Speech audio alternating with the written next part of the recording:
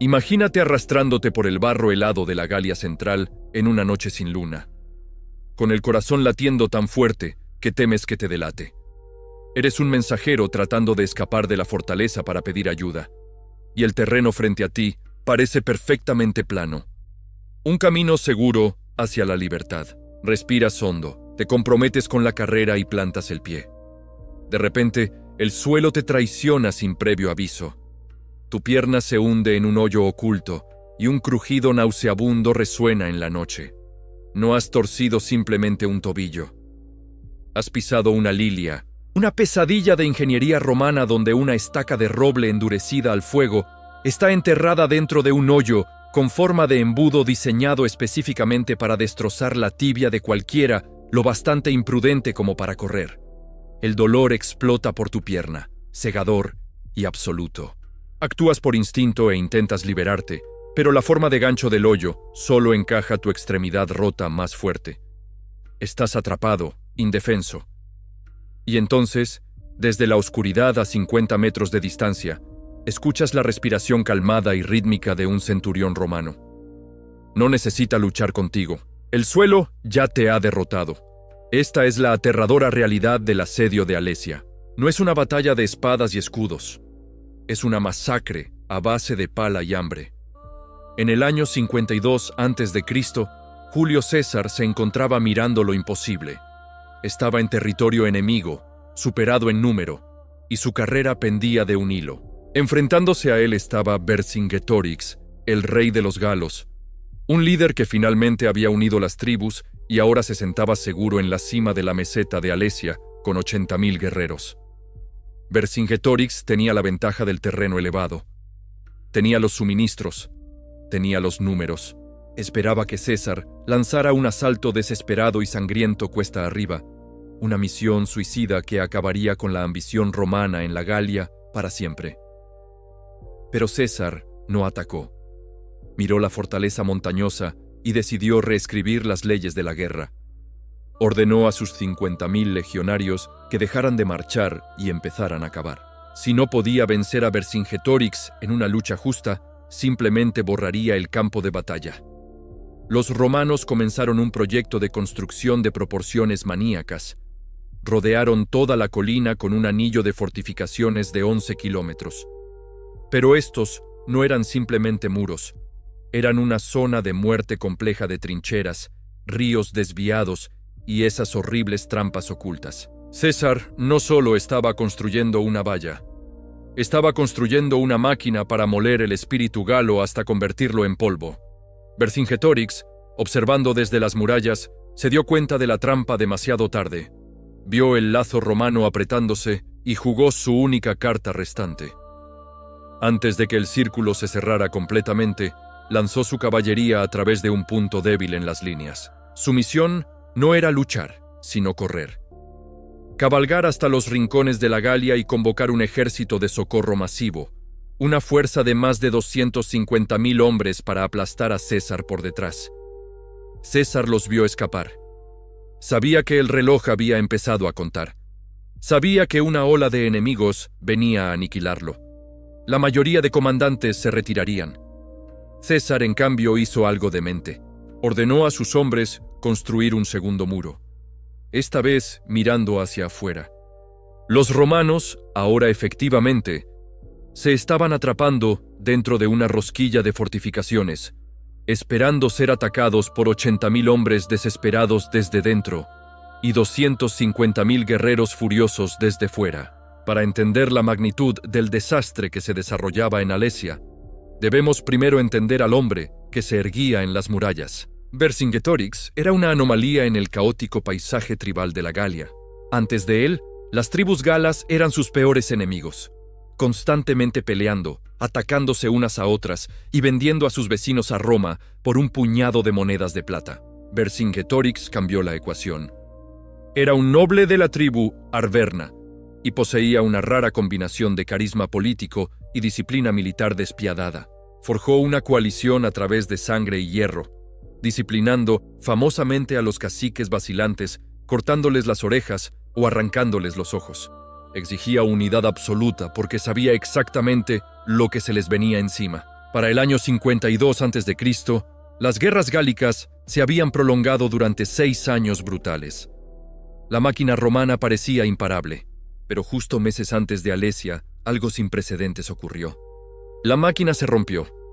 El sitio fue Gergovia, otra fortaleza en una colina muy parecida a Alesia. Allí, César había intentado aplastar la rebelión con su táctica estándar: agresión. Trató de asaltar las alturas. Asumió que los bárbaros se harían pedazos bajo la disciplina de las legiones. Estaba equivocado. Vercingetorix usó el terreno elevado efectivamente, embotellando a los romanos y lanzando contraataques que arrojaron a las legiones a la confusión. Por primera vez, el invencible Julio César fue derrotado. Perdió casi 700 hombres, incluyendo 46 centuriones, la columna vertebral de su ejército. Los romanos fueron forzados a retirarse en desgracia. Esta victoria envió una onda de choque a través del mundo antiguo. Probó que César era humano. Probó que Roma podía sangrar. Y más peligrosamente convenció a Vercingetorix de que había encontrado la fórmula para derrotar al imperio. Rechazar la batalla abierta, retirarse a una colina fortificada, cortar las líneas de suministro romanas y dejar que las legiones se rompieran contra las murallas.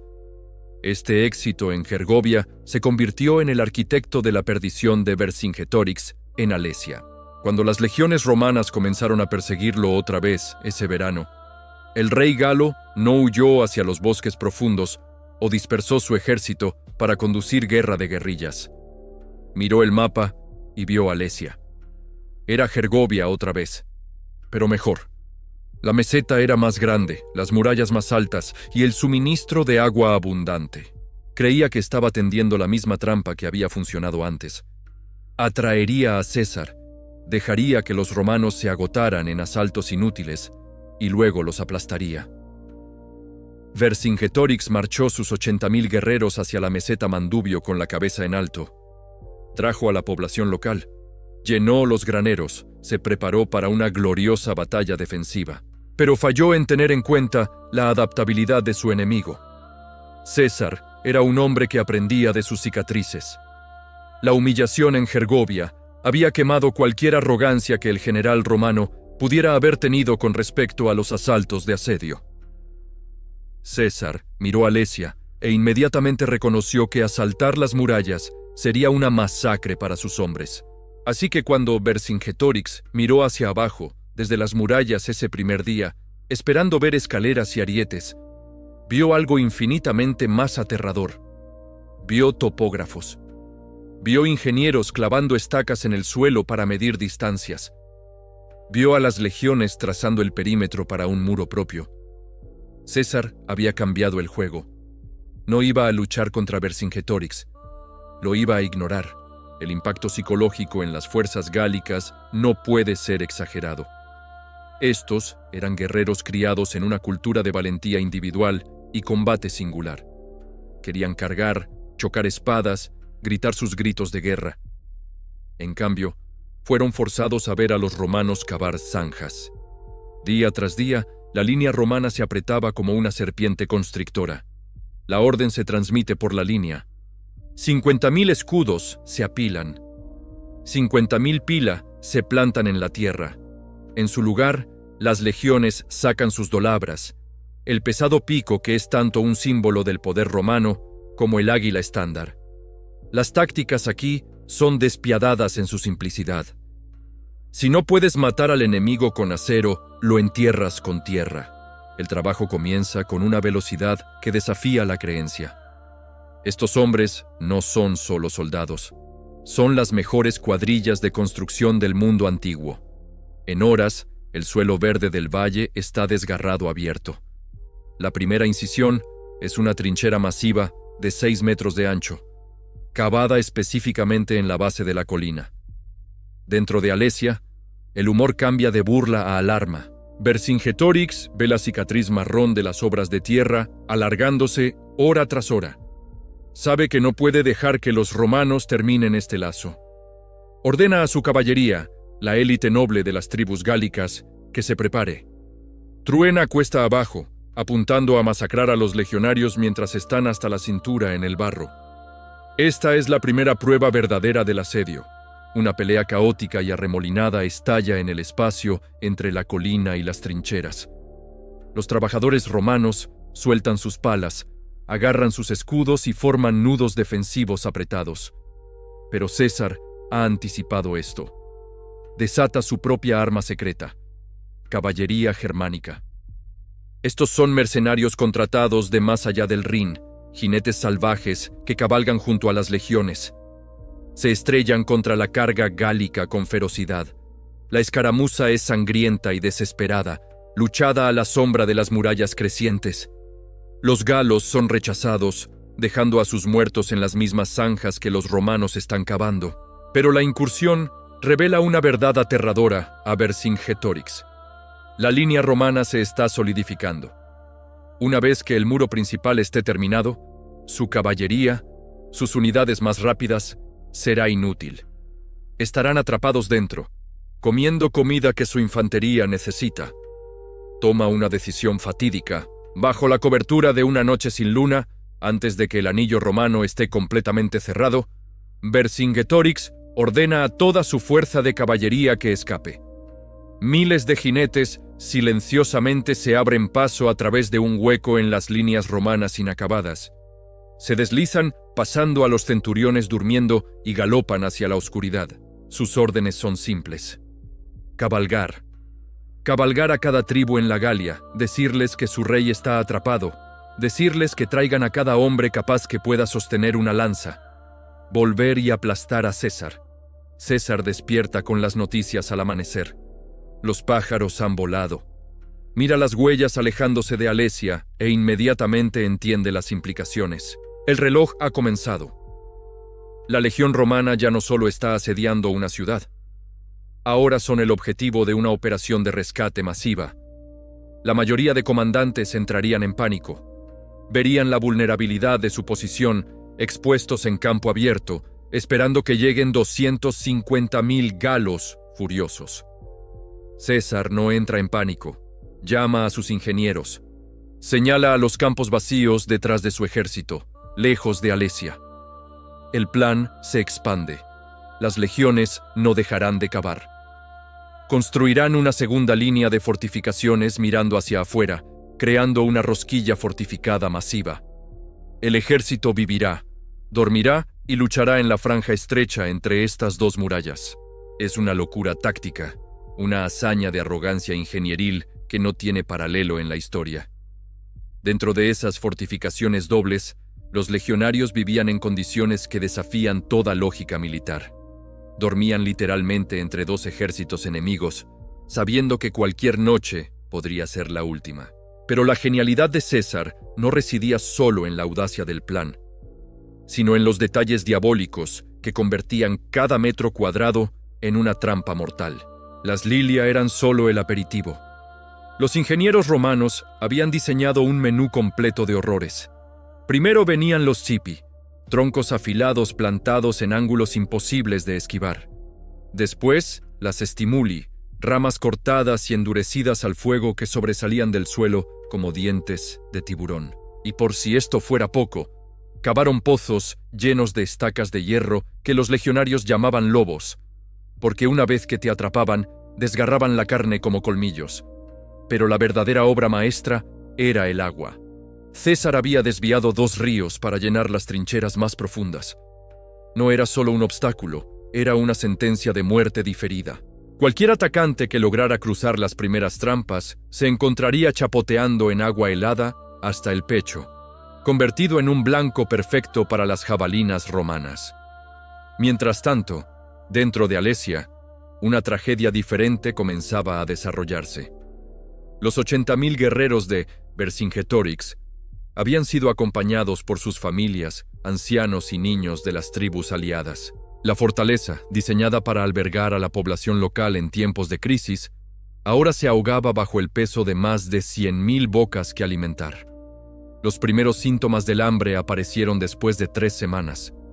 No era la muerte dramática de las batallas, sino algo mucho más cruel. Los niños dejaron de jugar.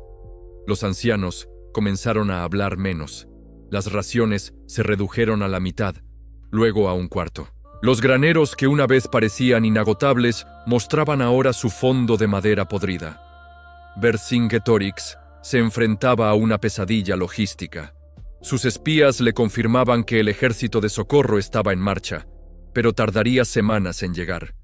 Sus guerreros, acostumbrados a incursiones rápidas y botín abundante, comenzaban a murmurar. Algunas tribus hablaban abiertamente de rendición. El rey galo sabía que tenía que actuar antes de que el hambre hiciera lo que las espadas romanas no habían logrado. La decisión que tomó reveló tanto su desesperación como su frialdad estratégica. Una mañana, los centinelas romanos observaron una procesión extraña saliendo por las puertas de Alesia. No eran guerreros, eran civiles, ancianos caminando con bastones, mujeres cargando bebés, niños aferrados a las faldas de sus madres. Cientos de no combatientes avanzaban lentamente hacia las líneas romanas con las manos vacías y los ojos llenos de esperanza. Vercingetorix los había expulsado. Su lógica era brutal pero indiscutible. Si no podían luchar, no merecían comer. Mejor sacrificar a los débiles para que los fuertes sobrevivieran hasta la llegada del ejército de socorro. Los civiles marcharon hacia las fortificaciones romanas esperando clemencia, quizás pensando que César los dejaría pasar o al menos les daría comida. César los vio venir y no movió un músculo. No abrió las puertas, no distribuyó raciones, simplemente ordenó a sus hombres que permanecieran en sus puestos. Los civiles galos se encontraron atrapados en la tierra de nadie entre las dos murallas, rechazados tanto por sus propios compatriotas como por los invasores romanos. Durante días, esas familias vagaron por el espacio estrecho entre las fortificaciones. Los legionarios podían escuchar los llantos de los niños durante las guardias nocturnas. Podían ver a las madres acunando bebés que ya no se movían. Pero las órdenes eran claras. Nadie entra. Nadie sale. La hambruna había encontrado una nueva forma de matar, y lo hacía a la vista de ambos ejércitos. Esta decisión de César revela algo fundamental sobre la naturaleza de los conflictos prolongados. Cuando la supervivencia está en juego, incluso los hombres más civilizados pueden convertirse en algo irreconocible. Los legionarios que habían marchado desde Roma como protectores del mundo civilizado ahora ignoraban los gritos de ayuda de los inocentes. Era una lección que se repetiría a lo largo de la historia, desde los asedios medievales hasta los conflictos modernos. Finalmente, después de una semana agonizante, los pocos civiles que aún respiraban fueron recogidos por los galos. Vercingetorix había aprendido que expulsar bocas inútiles no resolvía nada si el enemigo no cooperaba. La población restante de Alesia ahora sabía exactamente lo que su rey era capaz de hacer y lo que César estaba dispuesto a permitir. Pero mientras esta tragedia silenciosa se desarrollaba, el horizonte comenzó a llenarse de polvo. Columnas de humo se alzaban desde los bosques distantes. El estruendo sordo de miles de pies marchando llegaba llevado por el viento. El ejército de socorro galo había llegado y traía consigo la promesa de la batalla más grande que el mundo antiguo había visto jamás. La partida de ajedrez más mortal de la historia estaba a punto de alcanzar su clímax, y tanto César como Vercingetorix sabían que solo uno de ellos vería el amanecer del día siguiente. Cuando las columnas de polvo aparecieron en el horizonte, los centinelas romanos sabían que había llegado el momento de la verdad. 250.000 guerreros galos avanzaban hacia Alesia como una avalancha humana, sus gritos de guerra resonando desde kilómetros de distancia. Era el ejército más grande que se había reunido jamás en territorio galo, una coalición imposible de tribus que normalmente se despedazaban entre sí. Al frente cabalgaba Vercasibelauno, primo de Vercingetorix y uno de los comandantes más temidos de la Galia. Este hombre había logrado lo impensable. Había unido a los belgas del norte con los aquitanos del sur, a los helvecios de las montañas con los secuanos de los ríos. Tribus que llevaban generaciones matándose por ganado y territorios ahora marchaban hombro con un único objetivo: aniquilar a César. Pero aquí surge algo fascinante sobre la psicología de las masas. Este ejército masivo, que parecía invencible sobre el papel, llevaba dentro las semillas de su propia destrucción. Los arqueólogos modernos han encontrado evidencias de que estos guerreros traían consigo no solo armas, sino también carros llenos de objetos personales, familias enteras, rebaños de ganado. No habían venido a librar una guerra rápida y decidida. Habían venido a una migración masiva, esperando que la victoria fuera tan aplastante que podrían quedarse a repartirse los despojos de Roma. César observó esta horda desde las murallas de su fortificación interior y vio algo que sus enemigos no podían percibir. Vio desorganización disfrazada de fuerza. Vio hambre futura disfrazada de abundancia presente. Vio, sobre todo, una oportunidad. La primera fase del ataque comenzó al amanecer del día 60 del asedio. Los galos del exterior lanzaron un asalto coordinado contra la muralla romana que miraba hacia afuera, mientras que Vercingetorix ordenó simultáneamente un ataque desde Alesia contra la muralla interior. Era el momento que los romanos habían temido durante semanas, la batalla en dos frentes. El ruido era ensordecedor, 250.000 voces gritando consignas de guerra, el estruendo de decenas de miles de escudos chocando, el silbido mortal de las flechas cruzando el aire como nubes de langostas metálicas. Los legionarios, atrapados en su estrecho corredor entre las dos murallas, se movían como hormigas en un tubo de cristal, corriendo de un lado al otro para reforzar los puntos donde las líneas amenazaban con romperse. Pero entonces ocurrió algo que ningún manual militar había previsto. Las trampas de César comenzaron a funcionar exactamente como habían sido diseñadas, pero a una escala que superaba las expectativas más salvajes. Los primeros galos que alcanzaron las murallas exteriores se encontraron hundiéndose en los pozos de lobos, sus gritos de agonía alertando a los que venían detrás, pero la masa humana era tan grande que empujaba hacia adelante sin poder detenerse. Los guerreros de las filas traseras, incapaces de ver las trampas por el humo y el polvo, siguieron presionando. Los cuerpos de sus compañeros caídos se convirtieron en puentes sangrientos sobre los primeros obstáculos. Pero esto solo los llevó directamente a la siguiente línea de horrores. Las estacas de hierro de las stimuli atravesaban piernas y torsos. Los troncos afilados de los cipi destripaban a los hombres como si fueran peces. Lo más terrorífico era el agua. Los ríos desviados por César se habían convertido en trampas líquidas.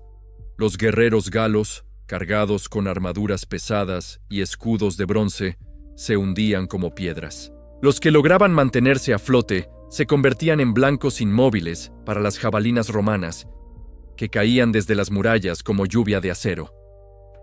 En cuestión de horas, las aguas cristalinas de los arroyos gálicos se habían teñido de un rojo profundo que se podía ver desde Alesia. Vercingetorix, observando desde las murallas de la fortaleza, vio cómo el ejército que había venido a rescatarlo se desangraba contra las fortificaciones romanas como olas contra un acantilado.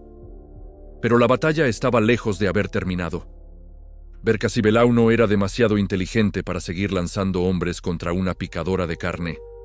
Esa noche, retiró a sus fuerzas y comenzó a planear algo mucho más siniestro. Había notado algo que César esperaba que pasara desapercibido. Una sección de la muralla exterior construida en una pendiente pronunciada, donde las trampas eran menos densas y el terreno dificultaba la defensa romana. Durante 3 días, los galos prepararon un asalto nocturno masivo, pero esta vez sería diferente. En lugar de atacar en una carga frontal desesperada, se acercarían en silencio absoluto, usando la oscuridad como aliada. 60.000 guerreros seleccionados se prepararon para lo que los historiadores consideran una de las operaciones nocturnas más audaces de la historia antigua. La noche del ataque, la luna estaba oculta por nubes espesas. Los galos habían envuelto las herraduras de sus caballos en cuero para amortiguar el sonido. Habían ordenado a sus hombres que avanzaran descalzos, dejando las sandalias atrás. Incluso habían prohibido susurros, comunicándose únicamente por gestos y contacto físico. A las 2 de la madrugada, esta multitud fantasmal comenzó a moverse hacia las murallas romanas como una sombra líquida. Los centinelas romanos, agotados después de semanas de vigilancia constante, no detectaron el peligro hasta que fue casi demasiado tarde. Un legionario que hacía su ronda nocturna tropezó literalmente con el primer guerrero galo, y su grito de alarma despertó a todo el campamento romano. Lo que siguió fue una batalla en la oscuridad más completa, donde amigos mataban a amigos y enemigos luchaban espalda contra espalda sin saberlo. Los romanos, entrenados para la disciplina y la formación, se encontraron luchando en un caos donde sus ventajas tácticas no servían de nada. Los galos, acostumbrados al combate individual y salvaje, se sentían como en casa en esa confusión mortal. Durante horas, el resultado pendió de un hilo. César mismo tuvo que tomar su espada y dirigir personalmente la contraofensiva, su característica capa roja apenas visible en la penumbra del amanecer. Fue en este momento cuando la verdadera genialidad de su estrategia se reveló completamente. Las fortificaciones no eran solo muros defensivos, eran canales que dirigían el flujo de la batalla exactamente donde César quería. Los pasillos entre las trampas forzaban a los atacantes a moverse por rutas predecibles, donde balistas y catapultas preposicionadas podían masacrarlos sin fallar. Era como una partida de ajedrez tridimensional, donde César había calculado cada movimiento con 6 jugadas de antelación. Al amanecer, cuando la luz reveló el campo de batalla, el espectáculo era indescriptible. Miles de cuerpos galos yacían enredados en las fortificaciones romanas como peces en una red. Pero lo más impresionante era que las líneas romanas habían resistido. Contra todas las probabilidades, 50.000 legionarios habían contenido a más de 300.000 enemigos atacando desde ambos lados. En ese momento, algo cambió para siempre en la mente de Vercingetorix. Observando desde Alesia los cadáveres de sus rescatadores, se dio cuenta de que había subestimado fundamentalmente a su enemigo. César no era simplemente un general más, era un innovador que había reinventado la guerra misma. Y esa comprensión le reveló una verdad aterradora. La única forma de salvar lo que quedaba de su pueblo era hacer algo que ningún rey galo había hecho jamás en la historia. Tenía que rendirse. Pero su rendición no sería el final de la historia. Sería el comienzo de una leyenda que inspiraría rebeliones durante los próximos 2000 años, recordándonos que incluso en la derrota más absoluta, el espíritu humano puede encontrar formas de trascender y transformar el significado mismo del sacrificio.